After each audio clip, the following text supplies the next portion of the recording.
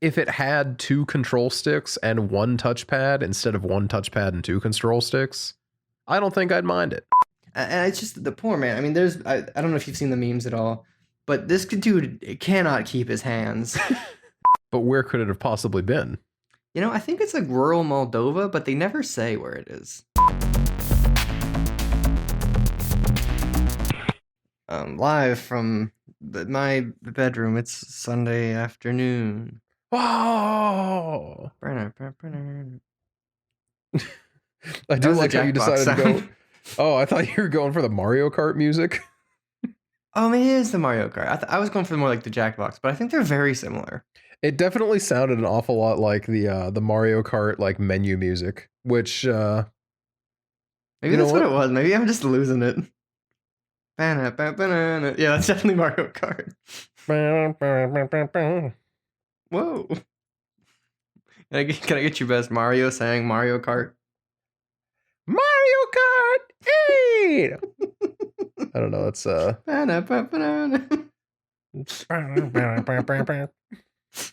don't know.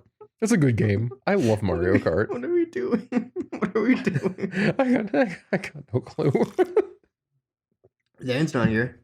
It's true. Dan is not here. Rip to Dan, but he was not going to be available to record until after we usually end recording. So it was like, well, you know, you're fired. Kind of, you know, nothing personal, no hard feelings. Just Dan's not on the podcast anymore. But we hope everyone will understand and gather around us in this trying time. Oh, this is a permanent thing. Oh, yeah. It is what it is, you know? Yeah, I mean, I guess. I wish I would have been told, you know? Oh, hey, it's a permanent thing. Dan's been fired. I'm sorry to tell you this way. Wait, are we like hired? Like, do we have a job? I mean, I figured we'd just bring on Bigfoot, but like, we could do something different. No, like, am I supposed to get paid for this? Oh, yeah, no. No one gets paid. You know, that's a lot of questions. He's not here anymore. What's it even matter? You know what I'm saying? No, do you get paid? I think we're talking too much about the back end of the podcast, so we should be entertaining people. You know? Yeah, anyway. I don't think Bigfoot's probably going to come on. I mean, he's got a lot going on with his show. It's true. You know, bigger ally and all. He's got a lot going on with that. Noah, how was your past 7? My past 7 have been really weird, if we're being honest. It's been a really weird week. I don't like the energy. We got a really weird energy going. It's fine. I don't know. How has it been weird? Well, okay, so, you know, Nina and I got our shots. Sore arm, the whole thing. It's a great time. And sister-in-law invited us to go to a comedy show at a local brewery. So we're like, hey, you know, why not? Why not? And we go there, and it's, you know how like comedians in movies, they'll be intentionally bad just to highlight, oh, this is a bad comedy show. It's, you know what kind of comedy show this is. You know, like those guys. You went to one? Yeah, that's how the opening comedian was, but like in real life. And I didn't know how to handle that. I got to be honest. You know, I've only ever been to a small number of comedy shows. Mm-hmm. And the one also, were there, so I have a former professor of mine, has a comedy. He does like stand up in Erie. So I'm kind of curious as to whether or not he was performing at all. How old was the guy? Pretty old. Okay, he was not there. Okay. I would say at least 50s, maybe 60s. No, yeah, he definitely was not. Unless this guy hides it really well. Nope, definitely wasn't there then, because there were 2 funny people there, and they were the 2 at the end of the night, and the 4 guys in front were rough. Yeah, the only comedy shows I've ever been to, I went to 2 at this place called the Buzzmill, I want to say, in Austin, and honestly, both of them were hilarious. I had a wonderful time. I had some drinks and was there with some friends and laughed the whole time. And unlike what I'm gathering from what I've heard of your comedy show via Nina's Twitter account, Mm-hmm. uh, the ones I went to were like super. I mean, it was in like Austin, so it's pretty progressive as far as like comedy nights go. A lot of like one of like two of the comedians, I think one on each night or two on night were like trans, and they were like that was like a big part of their set is like was like comedy not about it in like a degrading way, but about like their lives and their interactions with other people in like a really funny way. Yeah. But like basically dunking on shitty people. Mm-hmm. Which Whereas I is a good feel time. like bad comedy is when it's shitty people dunking on marginalized groups. It's really funny when it's marginalized groups dunking on shitty people. Yeah, But when you flip it around, it's like this isn't fun. the second You're to just last person was a black lesbian, and she took great pleasure in pointing out that she was the only black person in the room, and that her Mhm, mhm. comedy probably wasn't going to fly too well because of that. And then said, "You can probably tell by how I'm dressed that I'm a lesbian," and rolled on from there. And then she called my dad grandpa after she said pussy about 20 times. She's like, "I'm sorry, grandpa, cover your ears." And my dad's face was priceless. This was the second person to interact with him specifically that night. The first one being one of the really shitty comedians. Mhm. You know that thing you do when you talk into a microphone, and if you talk into it too close, it just gets boomy and muffled. Yeah. That's all that the first Yeah. three. Yeah, exactly. And that's all that the first three guys did was just talk way too close into the microphone in a room it wasn't tuned for. It's an echoey room. It was at Voodoo, if you've been there. I've not been there. Worth a visit. Very worth a visit, but it's an echoey room. And these guys were talking too loud into the microphone too close. And the guy asked my dad a question. He's like, "I can't understand a word you're saying." He's like, "Oh, well, here, let me turn it up for you." Pointed the speaker at him a little bit. And my dad's like, "It's plenty loud." And he's like, "Can you hear better?" And he's like, no. And he's like, "Well, maybe turn your hearing aids up then." And my dad's like, "Hey, fuck you, buddy." It was, that was the funniest part of the first set. And then beyond that, that's about it. Damn. One of the comedians told too many jokes about child pornography. What? Yeah. That would be considered. I would say maybe two. You might be able to get away with one tasteful one, but the second one is when you get in the too many category. Yeah, he was just kind of weird. He also picked on my brother. Trying to play the hey, which one of you two, you're in a relationship, right? Which one of you's paying for drinks tonight? And then, my brother points at his wife, and the guy's Nice. like full grinding stop, and he's like, "Oh, so you're splitting the check?" And Jeff's like, "Yeah, sure." And it was so weird. What? It was just a really weird time. But the last guy and the lesbian were great. I love those two.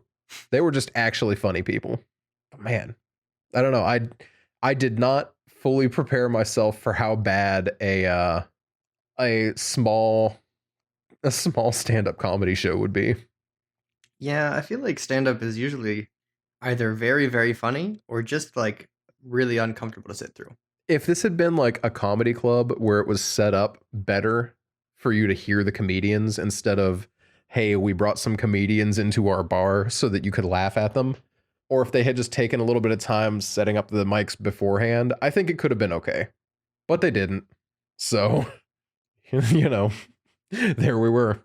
Someone tried to call Nina out on Facebook when she's like, "Yeah, it's not that hard to write not sexist jokes. Maybe they should do that more because sexism isn't really that funny." And someone on her Facebook was like, "Well, I mean, can Actually, you it give an is. example of the jokes?" Trying to be like, maybe you're being too sensitive to actually okay jokes. And it's just like, no. They were actually kind of gross and weird, like the man who joked to a girl out on a date with her boyfriend that she better work on her kegels that night. And it's like, hey, feels weird, y'all. That is pretty weird. Mm-hmm. Yeah, I don't know. What that? Yeah, that's definitely weird. Mm-hmm. No, Um, it was a whole time. anything else in the past 7? I mean, I did that instead of hanging out with you for Resident That's Evil true. 8, so That's true. That's a segue. it's a true. big On it's a big regret of mine. On Friday, I did in fact play Resident Evil 8. From start to finish, right? Yeah, the whole game, whole game played. Now, what did I hear? My About 10 and a half hours is about how long it was? yeah, I think we beat it in like 10:46. Nice. Was That's the not bad at all. final playthrough time. I gotta say, you know, my spoiler free review. Mm-hmm. Uh, it's really good. Here's a spoiler though. It's not in Louisiana. I know you might be saying, wait, the castle and the vampire lady? That's not Louisiana? You know, yeah, it's not. But where could it have possibly been? You know, I think it's like rural Moldova, but they never say where it is. Hmm. And I don't even know where I got Moldova from. I've just been saying it takes place in Moldova for months now, and I'm not positive that that's true. Well, let's find out. Where is Resident Evil 8 set? It's a Romanian village. Okay, you know, it's not super far, but Moldovans and Romanians will hate me forever now. That's true. On the flip side, you were backing off the definitely in Moldova. Yeah, I don't know why I believe, like, not that it, like, I guess matters too much because it never really reference it, and like everybody speaks unaccented English. So it's not like it's I don't know. It's just, yeah, it's kind of a weird thing that I was stuck on for some reason. Moldova. Oh, anyway, the game's really really good. Nice. I gotta say, I think the game did a wonderful job marketing. Um, I don't know. I don't want to like spoil anything, but it's not like I thought the game was in a castle. Like I thought it, you know, you started in the village, you went to the castle, and it's like, boom, this is the castle. Mm-hmm. But it's actually like I was like, man, like Lady Dimitrescu is like the central antagonist, and like, geez, like the bad guy, you're in her castle. Because when they marketed it, I think they just showed the 9 foot tall witch lady, and everyone was like, big booby, and then they just got completely sidetracked and like did not even like consider reading anything else about the game because they were like, That's true. yeah, no, witch lady. Yeah, I think that's all that I knew about it as well as, oh, she's 9.5 feet tall. They're in a castle. Okay. Yeah, so I think that's kind of genius from Capcom to unveil like her in general because she's such like an immediate fan favorite that people did not even ask other questions Yeah, other than how tall is she? they were just Can ready you to show buy the her feet? game right now. And they're like, oh, okay, we can save a lot of spoilers and money on the rest of our budget and just not show anything else. Yeah, it's fun. You know, you play as Ethan. Ethan's cool. Mm-hmm. You know, Chris is there. Everyone knows Chris, but you're like, oh, what's Chris up to today? Oh, that's not good. Maybe, you know, that's the game. I feel like that's just what happens when Chris shows up about 50% of the time, though. Now, he just keeps getting bigger. As in, like physically larger? He like every time like they bring Chris Redfield into a game, they're like, yeah, and he's put on like 10 more pounds of just muscle at least. That's why in like Resident Evil 5, he like punches the boulder to death. I do love that. And then he just keeps getting bigger. Like in the first games you see him, he's just like a normal dude with like a pretty good physique. And in Resident Evil 8, he literally shows up in like a trench coat, and you're like, it's like, you know, Chris. He's just Chris Redfield, and he takes it off, and he's just swole, and you're like, what happened, man? What'd they put Arnold in here? They just keep expanding Chris Redfield, and I honestly like I don't want that to be seen as a negative. I'm here for it. The himbofication of Chris Redfield. Oh my gosh, he's huge. Yeah, he just keeps getting bigger. You know what he reminds me of? He reminds me of the Punisher from Punisher Warzone, who was like just wide. He was just big. Comically. Yeah, it's literally like, yeah, he's just, it starts out with, like when they first unveiled images of Chris for the game, he was in like the trench coat and people were like, wow, like, like he looks like he's fat now. And then like, I don't know if it was despite that, but whenever he has the trench coat off, I think Capcom was like, how tight can we make this guy's sweater? Oh my gosh. Like, I feel like they heard people being like, Chris Redfield is fat now. And they were like, we gotta prove he's not fat. Chris isn't fat. He's shredded as hell. I like how just Google image searching Chris, I already have at least 3 results of people being like, is it the same Chris Redfield through all the games, or is that a code name? No, And it's the same Chris. He's just buffer. He just works out. What do you want to? Wait, amazing. is this a real thing? You could get like a Resident Evil like deluxe pack that came with the trench coat. Wait, are you There's kidding no me? way. There's no way that's real. No, there's no way. I don't know. I mean, why would they give you a Chris Redfield trench coat? I But I do have mean, to say though, it is one of my favorite Resident Evil experiences. I think people will hate on it, not hate on it, but hate on me for saying it's better than both 4 and 7, in my and those are opinion. 2 of the best regarded games. Yeah, for sure. I mean, outside of like people who are still into like 1, 2, and 3 and Mm-hmm. the remakes, four is considered by most people to be like the best, but I don't know. I think eight's genuinely better. It's scarier than 4.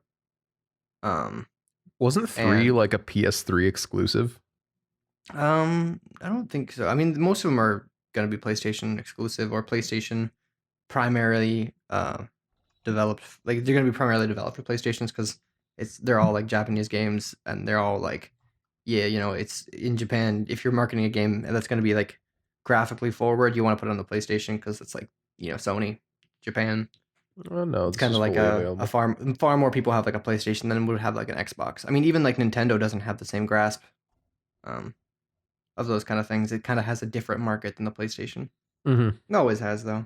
But yeah, most of the Resident Evil games are developed for Japan first and PlayStation primarily. But as things go on, like with most games, it's more of a everything's gonna come out on the same day because we can't really justify a 3 month launch window.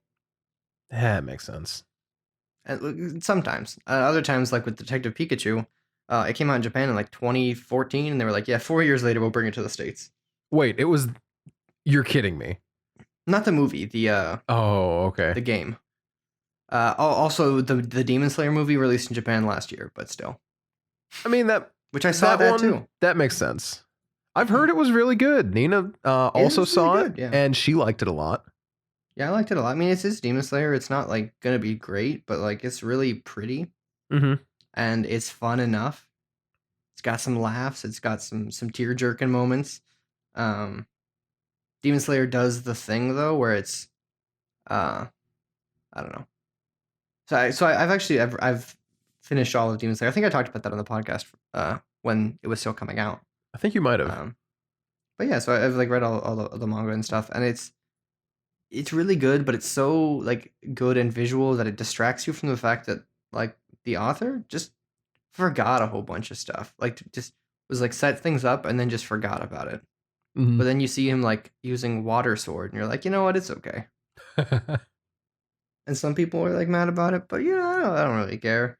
Yeah, sure, he does the same thing every single time, but specifically, like not with like plot lines, but with like character development.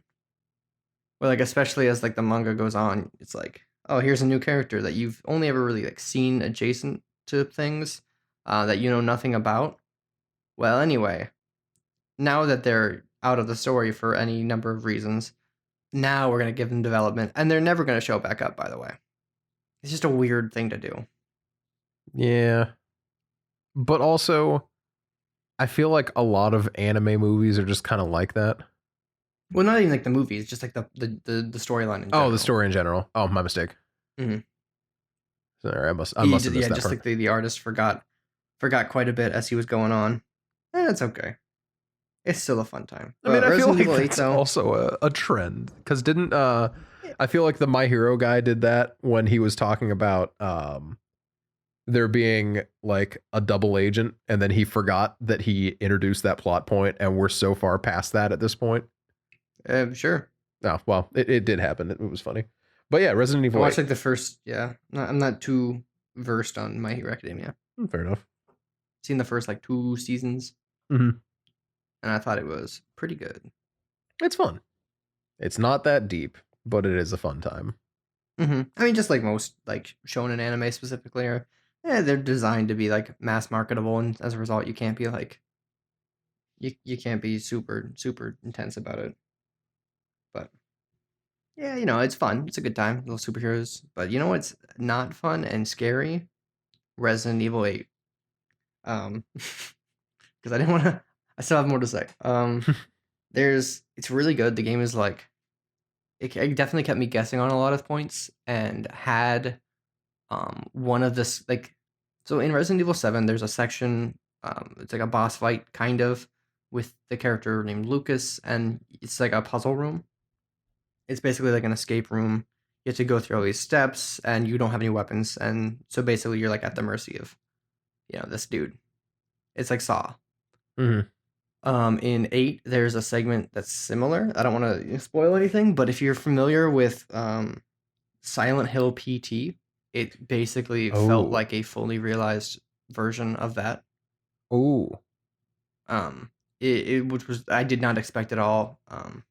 And it was a phenomenal segment that was really reminiscent of that in a good way and not in a way that wasn't like, yeah, this is just a ripoff. It felt still its own, but also you could tell it's like that's what it was reminiscent of, and it's nice to have like that kind of have a place in a game that's fully realized. Mm-hmm. And then there's the castle. The castle's great. You got the witch ladies, the insect witch ladies Oh, is who that the say is that the hate all gross men. gremlin child? No, that's Gruntilda. I don't know their actual name. I think like Meruem. We just called her Gruntilda or him Gruntilda. Um, no, like the witch ladies, like the like Demetresque, Mm-hmm. like the vampires, I suppose. Um, and yeah, like her little fly ladies that hate all men. Classic. It's also like a comedy of errors at times because you realize like over and over again, you're like, yeah, if these um like creatures, monsters, powerful entities wanted to kill this guy, they could have done it like a dozen times. They just keep doing like the James Bond thing where they're like, yes, tie him up a little bit, and then we'll all leave the room together. It's like a perfect like Austin Powers like James Bond where you're like, come on, like Oh, I you're love there's that. four of you, and they're like, okay, we'll stick him on a spike or whatever, hide him, like hang him up, and then everyone we'll come back for him later. Everyone, let's just leave the room at the same time. We're gonna go on a trip. We're gonna go on a walk, and we're gonna tell him that we're going away for a little while. I lo- I It's I love that. yeah, it's like comical, and the game doesn't take itself too seriously, Mm-hmm. which is nice because 7 took itself pretty seriously compared to the other games, whereas 8 still does, and there's still like scary moments and real moments, um, but then it's also just a lot of like Ethan getting comically just eviscerated and then spouting one-liners. You gotta love it. You gotta love it. Mm-hmm. And it's just the poor man. I mean, I don't know if you've seen the memes at all, but this dude cannot keep his hands. I heard that I thought I saw something about him getting his hand cut off, and I'm like, oh no, that already happened. The poor That already guy. happened.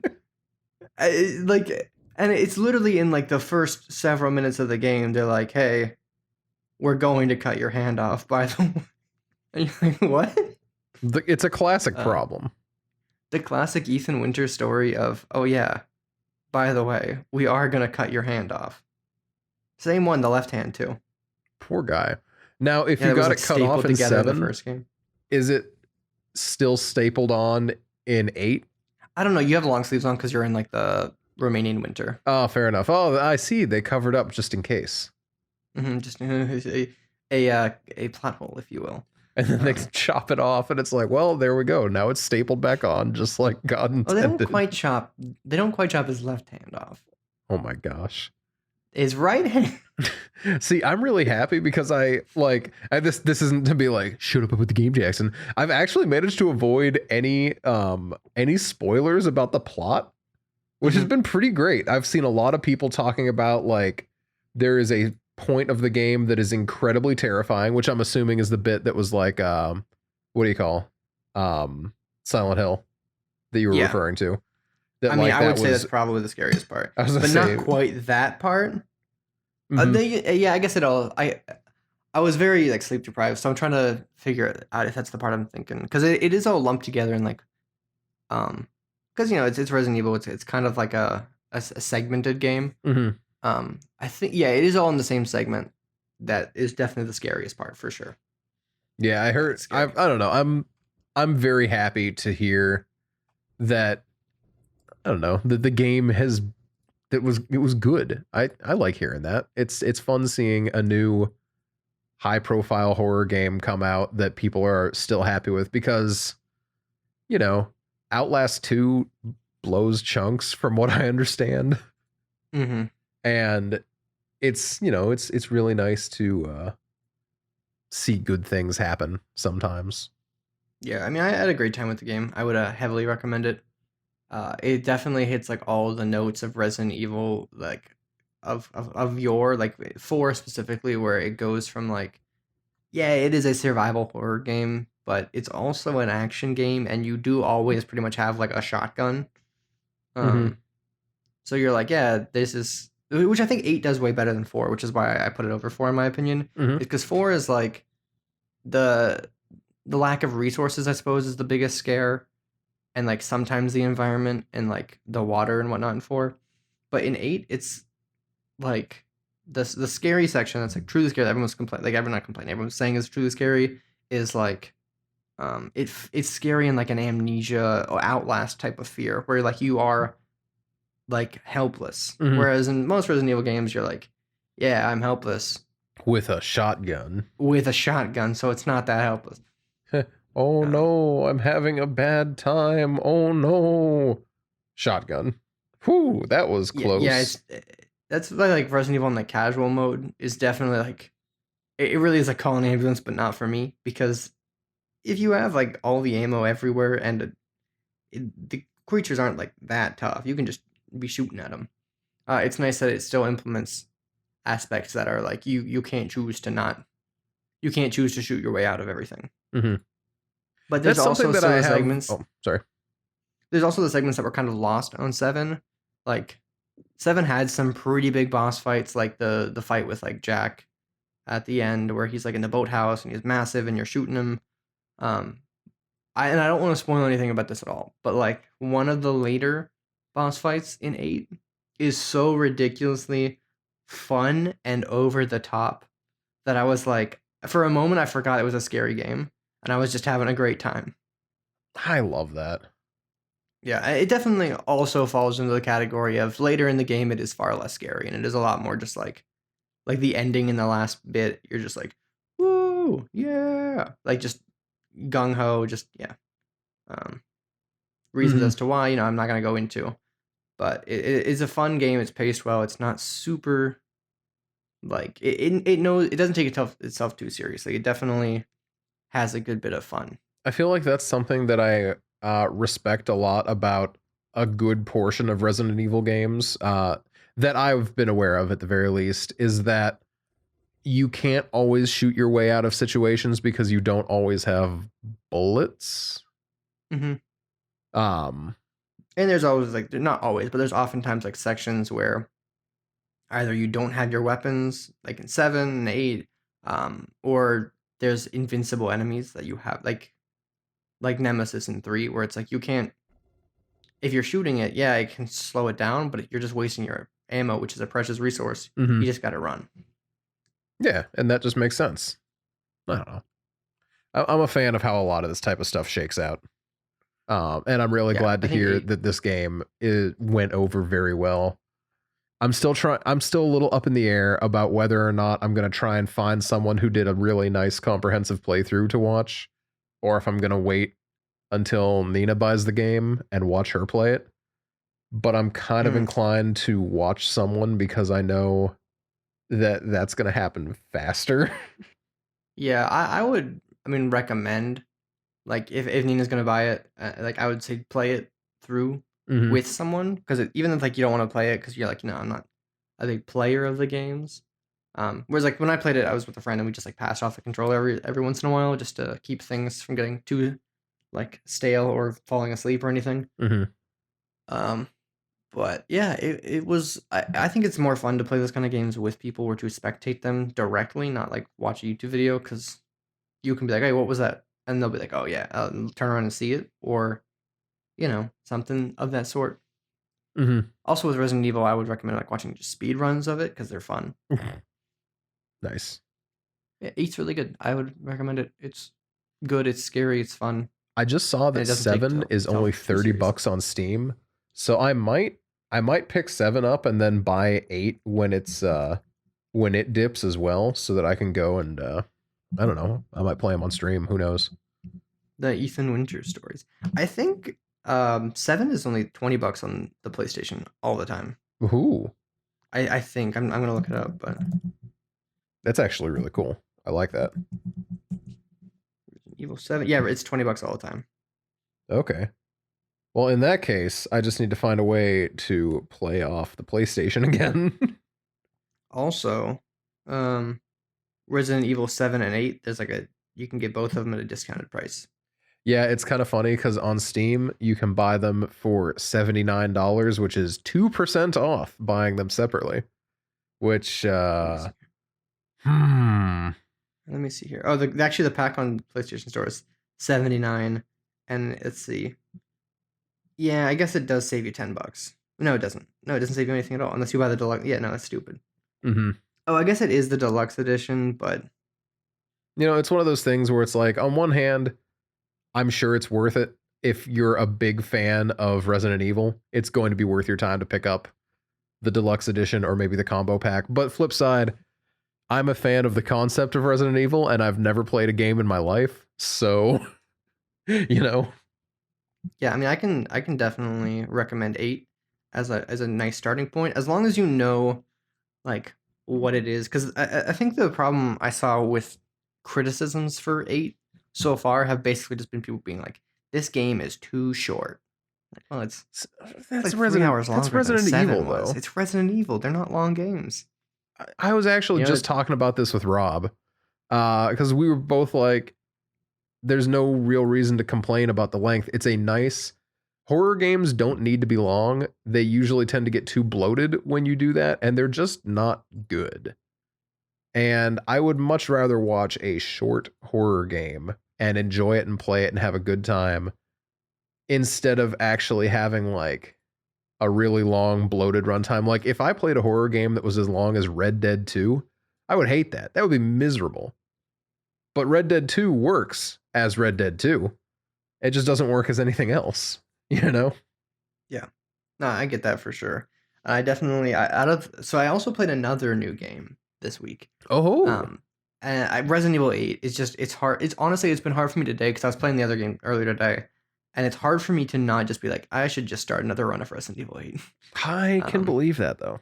it's that good. It's that fun, and Resident Evil has always lent itself very well to the fact that it's a short game because every time you beat the game, it's like, hey, do you want to unlock like a shitload of stuff?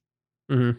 And then like also 8 brought back the Mercenaries game mode, which is like really cool. It's um if you're familiar, it's basically like it's a nice additional content kind of spring. It's like challenge missions, uh, but it's fun. So they brought back that game mode, which is cool. And then also, you can do the things like getting the check marks, like getting all the what are they called? I can't remember. All like the challenges completed. And then you get a whole bunch of little challenge points, and you can use them to buy like unlimited shotgun ammo, and then play through the game again and be like, I have unlimited shotgun ammo, Mm-hmm. and that's always been fun to me. That actually sounds like an absolute blast. Just going through a game and being like, yep, I can constantly fire my shotgun. Boom. I earned this. But yeah, and that's the thing. It's like you did because like Mm-hmm. to get that you have to have played through the game at least once. So you've beaten it all. You've seen it all. You've beaten it. Yeah, you can shotgun people all you want, buddy. Mm-hmm. Yeah, I really what game was I playing that did that? It was one of the Wolfensteins. And after you beat the game, you could activate cheat mode. And there was some like, I gotta make everything better and easier to go. But then there was also the replace all the Nazis' heads with pumpkins. And I thought that Yeah. that was very, very funny. Yeah, it's like it's the little things. It's like Grunt Birthday Party on Halo. Hmm. You're It's like, just for yeah, it fun. doesn't change that much, and it doesn't make me. It's not a reason you buy the game, but it's a reason you play the game again when you enjoy it. Hmm. The other game I bought is actually a game that is also about playing it over and over again. Um, it's the new game Returnal. I don't think I've heard of that one. It's like a roguelike. It's PS5 exclusive, I want to say. Yeah, I'm pretty positive it's PS5 exclusive. It's a roguelike. Um, and it's like a hard like bullet hell type game. Oh, I've seen some. I've seen a little gameplay of this. I so far have played like 5 hours, and I'm gonna keep playing it, but I think it might just suck. I was gonna say it looked miserable. But I It's also fun. hate bullet hells, so that is Yeah, I 100% like them me. well enough. I like roguelikes a lot. Like I'm a big roguelike head, which is why I took the chance to buy like the AAA roguelike. I even went out on a limb and I was like, it's $10 more than like market price for games, but I'll buy it because Hmm. it seems like something I'll get a lot of time out of. It looks gorgeous. I'll give It it looks that. great, it plays great, it's fun, but it's just not. It takes itself too seriously. Like Uh, it's not. Yeah, there's like nothing in it that's even remotely like not like gritty and hardcore. I don't know. I Um, feel like that's the appeal, though, is that roguelikes tend to not take themselves too seriously because you're playing an eternal loop game, and the point is to keep playing it forever and ever anyway. So mhm. why be that way? Yeah, you're telling me. I think it's one of those games I will continue to play it because I love Alien. Like Hmm. Alien is one of my favorite franchises, and it's so heavily inspired by it. I'm not sure in what way yet, which is really fun to me. The story seems really really cool, and I am genuinely curious about a lot of the things in the world. Um, I just wish it had any kind of progression system outside of the loop. Because when I was looking at reviews and looking at what people were saying, a lot of people were like, "Yeah, it's just the loop, and that's not that fun." And I was like, "Well, it's a roguelike. They're all just the loop." Hmm. Um, it's basically like I wish there was any kind of ability to do anything like to adjust the difficulty on your own time Yeah. or like rewards for continued gameplay. Hmm. And there might be, and maybe I'm just not that far in yet, but I'm not positive that it's something that like there's any way of doing. It's kind of like if in Hades you just got the sword Hmm. and you just started the run, and then you died and you just started the run. It's cool for immersion that when you die in Returnal, you just immediately start another cycle, but it's just unfortunate that there's no like kind of hub at all. You can go into the ship and you can look at your stats, Oh. but there's no hub. There's no hub, there's no menu, and that's to me like kind of alienating. Um, No, and it's good yeah. for immersion, like I said. It does make you feel like you are the person going through the loop because you literally go through the loop. Yeah, But that's like, man, I cool and wish there was all, a but thing I could like do to like, I don't know, there's something nice to having that like middle area. yeah, and like on a level, I get that it makes the game easier, because Hades is admittedly very easy for like a roguelike. It's Yeah. um, towards the end of my time playing it, I don't think I think I was on like a 50 run winning streak. It gets to being like, yeah, Gosh. you don't lose because you've played it. Um, and like you've got the unlocks, you've got the weapons, you know what to mix them with. But the upgrades are also few and far between and very minimal. Whereas like in most roguelikes, the fun is, hey, I got this upgrade that lets me shoot two bullets at once, like they're side by side, or there's three of them, but they're kind of in like a spray, or maybe it got a laser beam item. In Returnal, it's like, hey, you got a shotgun, or you got a machine gun, or you got a pistol. One of them might be +1 though. That's it. There's three weapon types that I've seen. There might be more. Um, there's three weapon types. You can kind of get like bonuses to them through using them, but they're very very minor. There's like three abilities that they can come with as a secondary, and then three like alternate fire patterns. Hmm. It just feels like for a game that has so much money and development behind it and is such a at such a high price point, there's so little content to actually give the runs variety, which is really disheartening to me. Because like even Hades, like there's 6 weapons, Hmm. and like I'm not even gonna bring up like the Binding of Isaac, where there's it's that's not even a fair comparison at this point with the thousands of items you can get Oh and the yeah. way they synergize with one another. In Returnal, it just seems like to me, one of the best things about roguelikes is the synergies and the ability to build runs based around like a single item or a single like perk.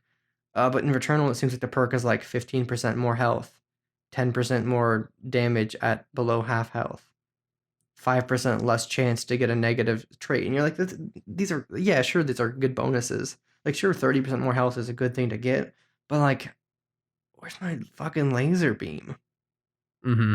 That's all. It feels like in trying to take itself way too seriously and be a dark, gritty space adventure, there's no room for like, hey, wouldn't it be fun if like you could get really cool items that could like make a run completely different than the run before it? Yeah. I think it's neat to try and force a gameplay loop that is identical to the struggle of the player's character. Hmm. Identical to that like endless, helpless like routine. But it's not that fun as a player after a while, and the runs are really long. I know there's like shortcuts and there's ways to make them faster, Yeah, that's what but I'm I can't seeing. imagine a full run of the game like from a regular person's perspective being less than like an hour. And that's a generous assumption. That's Like that it sounds awful. seems I'm not gonna lie to you. yeah, the game feels like it's not fully realized and just really like it seems like there's a lot of cool stuff to uncover, but I have no desire to actually do the work to uncover it because it's not fun. Like I am in love with these monster designs. They look so cool. Like Yeah, and I want to know I where they came from. I want to know who you are, why are you in a loop. mhm. I want to know all these things, and I care about that. And the story is engaging in that sense, but there is no desire from me personally to keep playing the game because Mhm. I'm like I don't really want to just keep shooting at the same like 8 enemies with the same like 3 weapons. But the motto I is still break granted the I still on the cycle. first level. I've So only put like 3 4 hours in, so I don't I haven't gotten to like the second area yet, which I've heard is very different environmentally, and I hope that comes with it a new swath of enemies and a new swath of weapon choices. mhm. Would Because even definitely be nice. enemy diversity isn't that important to me. Like I said, like I've played hundreds of hours of Isaac and Hades, Faster Than Light, and in those games, I've encountered every room there is to encounter. Um, but it hasn't ever stopped me from wanting to play them again. Mhm. Like just talking about Returnal makes me want to like download Hades. Like that's how bad it not how bad it is, but that's how That's how little you unfulfilling care. it is. Yeah, it doesn't I don't get any fulfillment from just reading more audio logs. That doesn't seem like a good unlock point. Like I think it'd be really cool if you could bolster anything, but you can't. Um Mhm. like even Isaac, there's not you can't really like boost your character's stats or anything, but that's fine because there's so many hundreds of items that you can have a different run every single time, and there's like a dozen different characters to select from. I think Returnal would benefit immensely from the ability to spec into like yeah, you don't start with a shotgun, but when you get the shotgun, it's going to be a little bit better because that's what you've customized your skill points into, or something simple like that, that has like that return on investment that makes the runs more satisfying and makes you Mhm. feel like as you play the game, your character is better suited for the world. That's something that I'm really a Um, fan of is when you evolve in your power in addition to your just like skill at the game where you just become better. So you get further and eventually maybe you start at different points. It's a nice progression system of getting better and getting further. It feels like being yeah. stuck in a loop that lops you back to level 1 over and over with no hmm real I don't know. It feels like without having played the game or knowing jack about it, it feels like it could be better. Yeah, and it definitely like it. Having played it, I just feel like the things it needs are so obvious. And I think it's a shame, and I really hope that it gets a little bit of love Hmm. from the developers after release, and maybe some like optional things. Because I've never, it's just I think there's so much to learn from like roguelike design, specifically from Hades. I know it's like definitely like the most popular roguelike recently, Mm. but it's also just because, in my opinion, it's the best. Yeah. Um, I it's not a classic in the way that like Isaac is or Spelunky is, but like the way that Hades works is like the first time you play it, you could, in theory, beat the entire game. Hmm. If you are You good could get enough all the at the way up. You game. could kill your dad. You know, if you had a sword in your hand, hey, you know, odds are honestly, if you were to give me a blank slate, a blank save file in Hades, I could probably beat the game on the first try. Hmm. Um, and that's not me saying I'm really good at it. I put a lot of time into the game. I know how it works. I know what to synergize. I know what to prioritize. Yeah, you know Um, enough of the meta that you can get through the game and go for it. yeah, but to the average player, to the first time experiencer, you're probably gonna lose. Yeah, that's just You're how it probably is. gonna lose around the first boss. Maybe you'll make it to the second floor, but it's gonna feel overwhelming. You're like, oh damn, I just keep getting bodied. And then you go back, you look at the mirror, and you upgrade some things, and you go out, and you still get bodied, but you feel a little bit more secure on those first couple floors. That doesn't mean you can't lose on them, but you feel a little bit more secure. You've got a little bit more backing, and the game does scale difficulty wise as you go up. Hmm. Um, I just I don't know. That's where like all the satisfaction for me comes through. And if you beat the game and you're like, man, that wasn't even that hard. I've got all these upgrades. You can just turn them off. Like, you can go back to the mirror. You can deselect them all, and you can play through the game with no boost at all. And I think that's people appreciate that kind of thing. Because if you want the game to be harder, you can just go make the game harder. But there's also a reward system for playing the game that makes the game easier where it is meant to be too hard for vanilla play. Hmm. And I think that's what the pact of punishment comes in for. You can be like, yeah, I'm gonna deselect. You know, I'm gonna select all the things that make the enemies way stronger. Yeah. Yeah, now the game's harder. Hmm. And I feel like that self policing of game difficulty is like Hades really hits the sweet spot of it, Yeah. where you can make the game as easy as you want if you've played it, but you have to play it to get it to be easy. Hmm. Because if I'm being honest, if you have all three of the Death's Defiance enabled, you really shouldn't be losing runs. Because not at that point, not only have you played enough that like you have enough darkness to unlock one of the more expensive traits on the mirror, but also you can die 3 times and you get brought back. You know, couple that with the well, I can't remember what it's called, but the thing that gives you +3 health every time you walk into a room, and you know, a little bit of skill with the game at that point, you can go through a couple rooms, get 30, 40 health back over time if you play it safe. Hmm. And then there's the fountains. There's plenty of options for like healing, and there's plenty of like ways to beat the game. So if you have those three, you shouldn't be losing. If you are, fine, whatever. You know, it's not, it's fine, do whatever. But I feel like in Returnal, there's no similar option to self create ease in the game, because to me, roguelikes are not only about difficulty and overcoming the odds, but they're also like a comfort game. Hmm. Like I love to play like Hades or Isaac. Those are the two I've played more than anything. Yeah. But like when I'm like watching a video or I just want to just do something, I know what I'm doing, just kind of relax, hit buttons, have a good time. It's nice to be able to play one of those games that I've got experience in and I've got like rewards within the game for. It's nice to do that, but I feel like in Returnal there's no option for it. You just keep fighting the same enemies with the same weapons.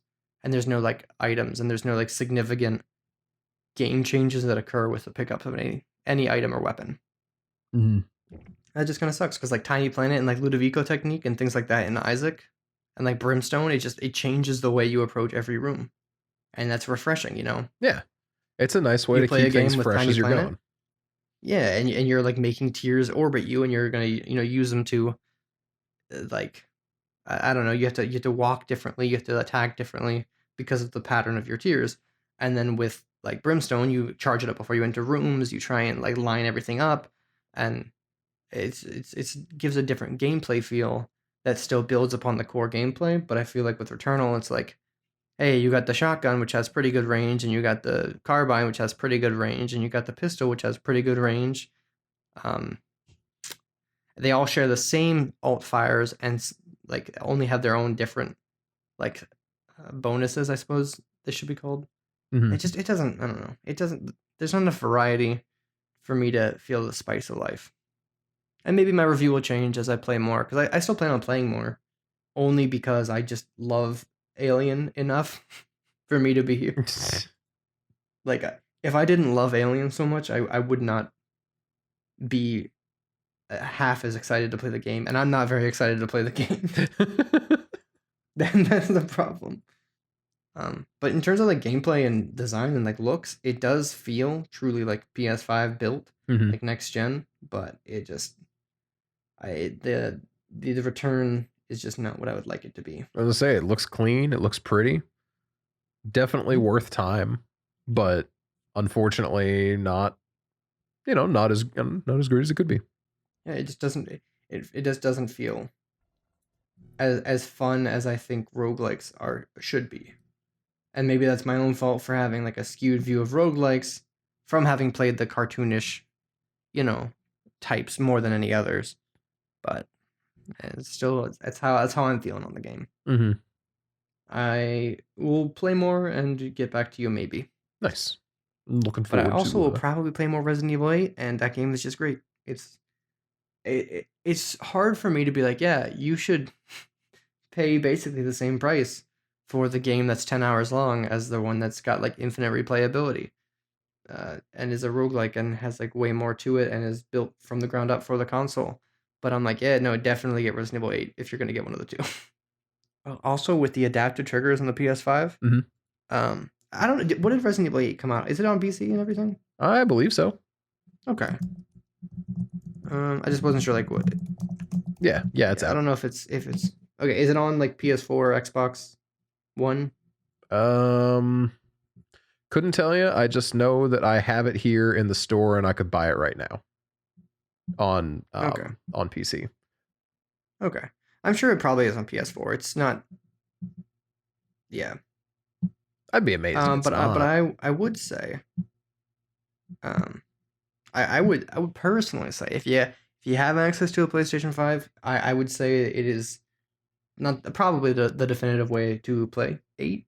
It just like it feels so good. Mhm.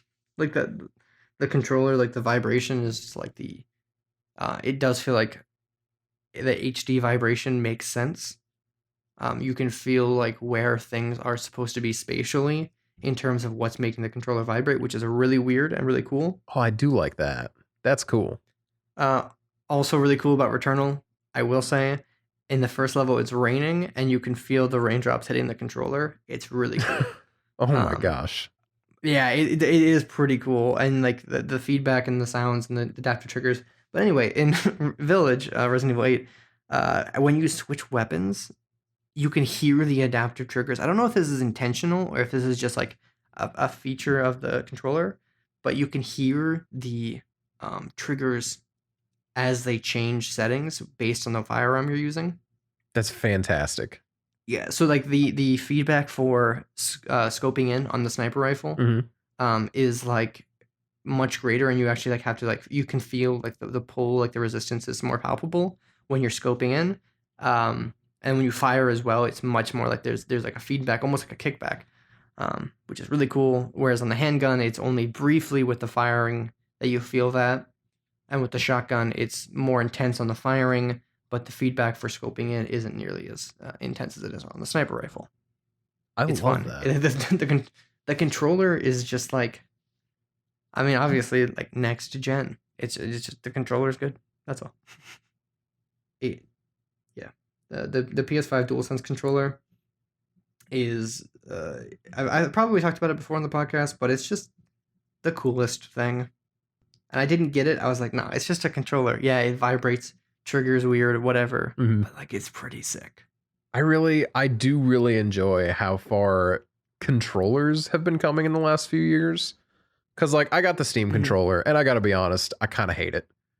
I have not heard a good thing about the Steam controller. If it had 2 control sticks and 1 touchpad instead of 1 touchpad and 2 control sticks, I don't think I'd mind it. In fact, I know I wouldn't mind it because otherwise it has, what do you call it? 1, 2, 3, 4, 5, 6, seven, eight, nine, 10 buttons. That's great.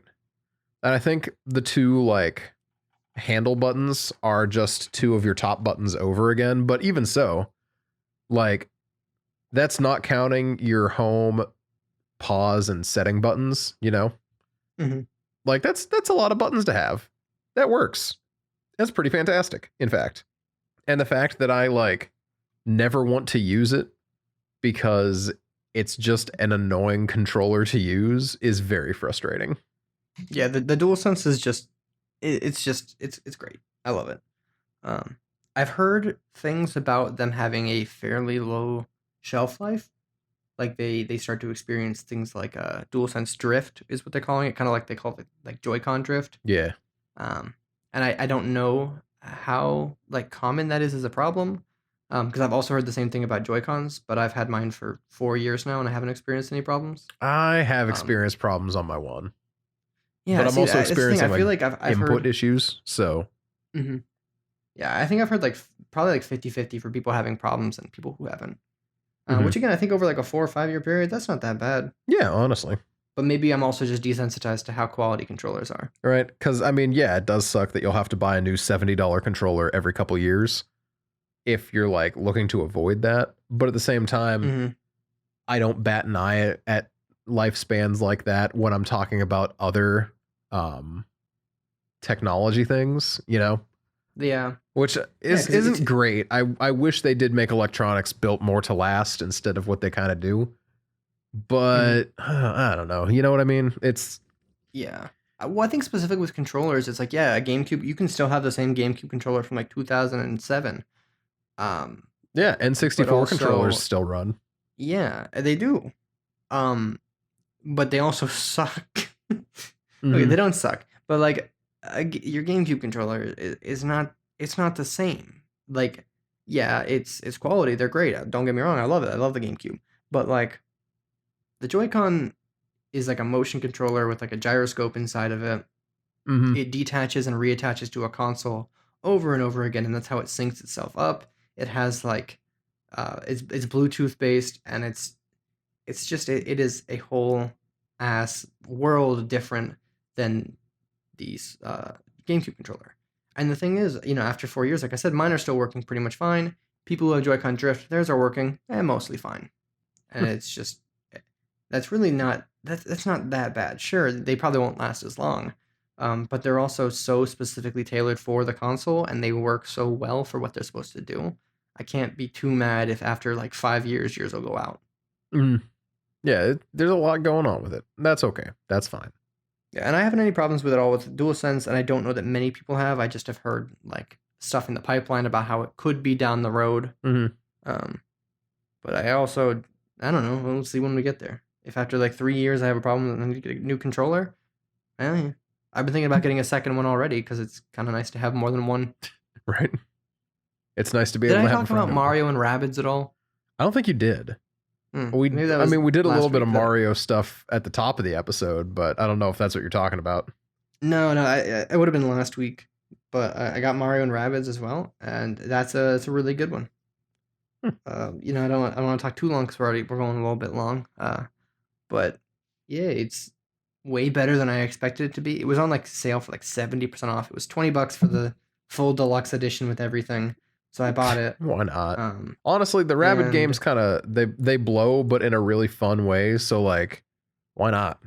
see, I'd never played a Rabbids game, Oh, really? but the Mario and Rabbids, it's just XCOM. What? Yeah, you didn't know? It is a turn-based tactical shooter RPG. Oh No, you didn't know that? no. Yeah, Mario and I Rabbids is like assumed that it was like, your classic insane I don't know, like party game thing. mm-mm. Is a tactical turn-based RPG. Wild. Holy shit. It's fun. It has its problems, but like it's wildly above my expectations for it. Mm-hmm.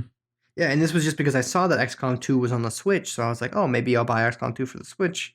But then I heard like, hey, it doesn't. It's pretty good, but you're playing XCOM without mods at the end of the day. Are you sure that's something you want to do? And I was like, no, I'm not sure that's something I want to do. Mm-hmm. And then people were like, yeah, just get Mario and Rabbids, and I was like, no. And then I looked at it and I was like, it is $20. Yeah, sure. And I just been blown away at having a great time. It's got just the right amount of difficulty. Um, like it's pretty good in terms of difficulty because a lot of the reviews are saying like this game is too hard for my 10-year-old son. And that's not really something you hear too much about Nintendo games, so it's kind of refreshing. That is actually It's pretty not great. hard, but like it's fun. It's way more forgiving than XCOM, but it's also way more Mario than I thought it would be given the gameplay. Like there's still a little bit of like 3D Mario exploration, and then the game it works like a traditional like Mario overworld type, Mm-hmm.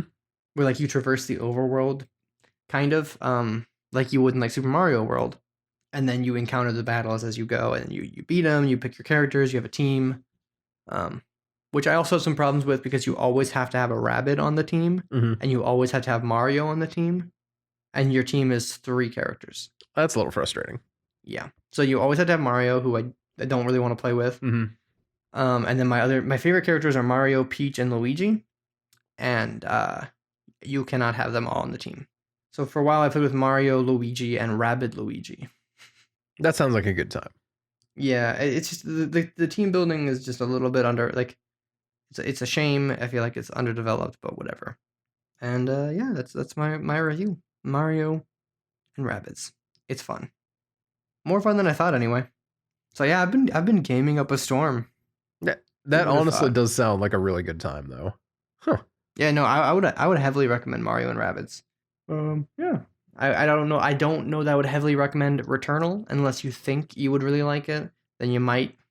Um, today's segment hasn't been me saying don't buy it. My segment has been, man, this game could be better, but I'm still going to try and enjoy it because I did spend $70 on this stupid game. It's fine. Why was it so expensive? Why did they make it so expensive? That's way too much. Whatever. It's fine. I'm over it. I'm glad you're over it. I'm not over it. I'm over it. Resident I lied. Evil. I should have spent $70. I should have got the deluxe edition because I love that game. Mm-hmm. Would heavily recommend if you even if you don't like Resident Evil but you think you might, I would get the game. It's so good. It's so fun. It feels nice. It plays nice. The characters are fun and interesting. There's some plot twists. There's a little bit of like that Resident Evil plot twist element where you're like, oh come on, Mm-hmm. where like they have the uncanny ability to make everything, no matter what it is, be about the same thing every game is about. Mm-hmm. Which I don't want to. It's not even remotely a spoiler, but I don't. It's Resident Evil. The first thing they always do is they're like, we've got to find a way to write in the fact that Umbrella's doing some of this shit at least. Is Umbrella connected? Oh, we hadn't planned on it. Oh, you better fix that. Otherwise, this game's not shipping. Yeah, it's got to be Umbrella connected. Which, and in 8, you got the same big bad that I guess it's nice. I can't. I don't want to spoil anything at all. But like in 8, there's definitely some eye roll Resident Evil moments that only a franchise like Resident Evil and only a developer like Capcom could get away without me being like, no, this is ridiculous. No, but instead I was like, yeah, that sounds about right. It's like, hey, keep doing you, Resident Evil. I'm proud of you. Yeah, it's really it's a well, It is what it if is. they Am I can make right? Chris Redfield bigger every single time you see him, yeah, sure, they can do whatever. By the time the game ends, he's looking exactly like Kingpin from Spider-Verse. Honestly, though, and they obviously they do the Resident Evil thing, which is setting up for a sequel, because has there ever been a Resident Evil game that doesn't set up for a sequel? I don't think so. Does it even have to be a real setup? No, it doesn't. It's just they can just be like, but there's always more evils going on. On one hand, I really enjoy the direction the series has gone in between like 7 and 8, where I'm like, man, this is pretty spooky and pretty out there. Definitely not like the old games where it was just like Raccoon City and you were the police and you were fighting. Mm-hmm. And then like 4, they're like, you're going to Spain. You gotta save the president's daughter. You're like, what? And then 5, they're like, you're going to Africa. You've got to save the world. And you're like, oh, okay. I don't want to talk about 6. And then and 7, you're like, you going to the bayou. You gotta save your wife. And then 8, you're like, you're going to Moldova. I like games that bring it back down a little bit, personally. I find stakes on small stage to be better than stakes on big stage. Mm-hmm. Yeah, Chris Redfield said, send his ass to Moldova. That's literally the plot of the game. Is you're like, well, we've just moved here to rural Romania. And that's pretty much all they say. They're like, yep, I'm glad we've moved out here to rural Romania. Thankfully, you're like, wait, no, what? What do you mean? I'm glad we're here in rural Romania where nothing bad has ever happened. Yeah, it's just and then the game starts. Yeah, and they kind of, loop back around to it a little bit, but they're just like, wow, I'm very happy that Chris Redfield had us buy this house in Romania. That's a classic Chris Redfield, honestly. There's also the funniest part in the entire game is everyone refers to Chris as Alpha. Oh my gosh. Everyone knows Chris is a Sigma. Come on. No, dude, Ethan Winters is the Sigma male. Chris Redfield is the Alpha. Nah, I guess you're right. Yeah, everyone knows Ethan Winters, known Sigma male. That was also like when Rob and I were playing through it, we were just joking about Ethan Winters being the Sigma male because, yeah, also known woman hater. Known woman hater. Known woman hater Ethan Winters, because he's in a castle of all these vampire women, and he's just like, I will shoot you and then call you the B word, and you're like, I get it. Yeah, no, I get it. They cut your hand off or whatever. Damn, but Ethan. He's really not making a good case for them to stop hating men. Ethan Winters, known woman hater, Sigma male, but also they did mangle him up pretty good. Mm-hmm. But women's rights, man, come on, you can't be you not the B word. Call him anything. It's like dropping out a sharp C word there. That's that's just uncalled for. Just gotta back off just a little bit. Yeah, it's just rude. Yeah, no, it's hilarious. Chris Redfield. I guess that's as good a spot as any to wrap for today. Yeah, that's my past 7. I played Resident Evil Village, I played Returnal, and I played Mario and Rabbids Kingdom Battle. Oh, I mean, I guess I did play a new game, but I'll save it for next week because we're Wait, which one? Vampire with a Y. Oh, you actually played that one. I did. I thought that was just like a money laundering scheme or something. Well, I was like, there's no way. I'll give my thoughts on it next week. I thought they were just cooking the books when they came up with that one. Well, thanks for listening today, everybody. You can follow the podcast on Twitter at The Off the Air or at Patreon at Off the Air. Give us a review on iTunes so that we can beat Joe Rogan's average rating. And Suzuki Joe's average rating. Honestly, we probably are beating Suzuki Joe's average rating. I gotta pull up Suzuki Joe, his dealership on Google here. See what they're rated. Let's see. Honestly, I wouldn't be surprised if people leave negative reviews because of the radio ads. Also, I'm so sad to hear that he's no longer doing the "Hey, it's Suzuki Joe at the C447." I guess he's. What is our what's our rating? Our rating is 4.7. Okay, he's at 4.4. Oh, we're beating Suzuki Joe. We've beaten him. Oh, it feels good to cross those thresholds. We've beaten you, Joseph.